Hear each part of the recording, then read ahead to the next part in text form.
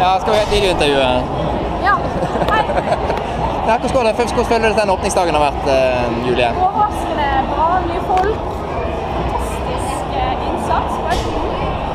Og nå kommer vi til å vise juicen av CrossFit, rett og slett. Ja, du tror det, ja. Ja, det blir blitt veldig bra dette her. Hva synes du det egentlig er blitt best med dette CrossFit-bruket nå da?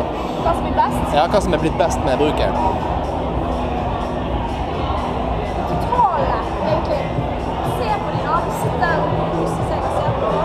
Og det er sånn rent, ryddig, organisert, litt grønt, litt svart. Ja, rett og slett estetisk, ja? Ja, rett og slett estetisk. Du skal bli instruktør her? Ja. Every Wednesday at 7. Det blir veldig, veldig bra. Det blir veldig, veldig bra. Ja. Kan du avslutte intervjuet med å si at du er litt svart på nesen?